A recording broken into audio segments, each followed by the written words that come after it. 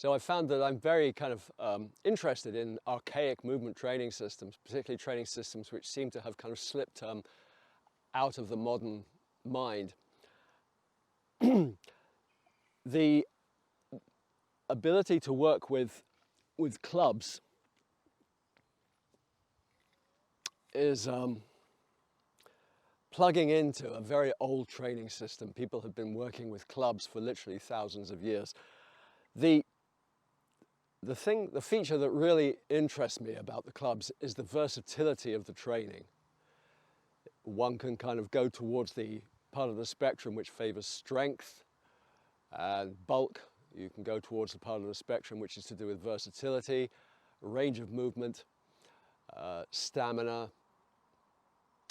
And the whole thing kind of works on two fundamental principles. One is the concept of flow, that the body is inducing a state of flow into the fascia, the soft tissue, and the nervous system through the medium of the club. The club is an externalization. It's a load which the body then has to deal with.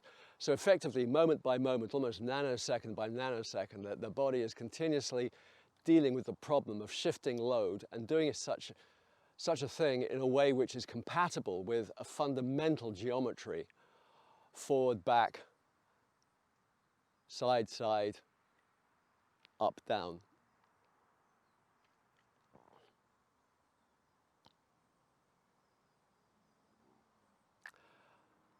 The club itself creates a sort of situation where the body is having to kind of make a series of intuitive judgments about spatial direction, about distance, angle, and about continuously providing a stabilizing response to the essential unstable nature of any object moving in an orbit. So we can say that the movement is essentially orbital. We create an orbit, we create a circle, and then we move in towards the center.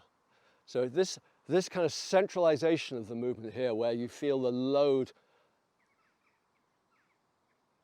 is loading up, and then there is this release. So in all the club work, you are seeing tension release, tension release, tension release. The movement fundamentally works with two descriptions of movement. One is the movement which is circular, as I've just described. This, we could call this kind of radial movement, where the edge of the movement essentially is describing some kind of arc or some aspect of a spherical pathway. And what we could call axial movement, where the end of the movement, the end of the limb rather, moves in towards its center. So in other words, it's the shortest space between 2 points. We're getting that kind of movement. So between the radial and the axial is the kind of the vocabulary, the essential vocabulary of the club work.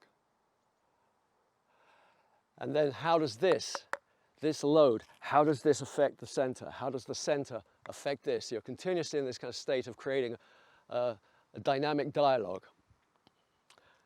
And then there's just the more particular kind of business of how do you hold the club, shifting the load in the hand quickly, firmly, holding the club steady, holding it so it's loose, ball and socket, steady, down.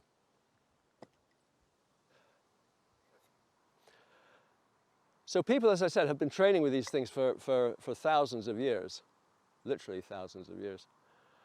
And primarily we find this kind of training coming out of Southeast Asia, India, Indonesia, even down into the Philippines and the Pacific Islands. But you also find this in Iran, and probably in classical times, probably in ancient Egypt and in Greece. So this is the club. It's essentially an extension of the body, so it's fundamentally a tool. It's extending the range of the body, it's extending the load of the body, and it's amplifying it. And I think that's the other issue about the club work, is the way in which it creates a kind of a feedback system. You can feel very clearly the differential between left and right. And I think the particular genius of the club work is the fact that at some point in the very, very distant past, it was realized that if you have two clubs, you're addressing the essential issue of bilateral asymmetry in the body, the essential issue of one side of the body being slightly over-trained or in some fundamental way quite different from the other side.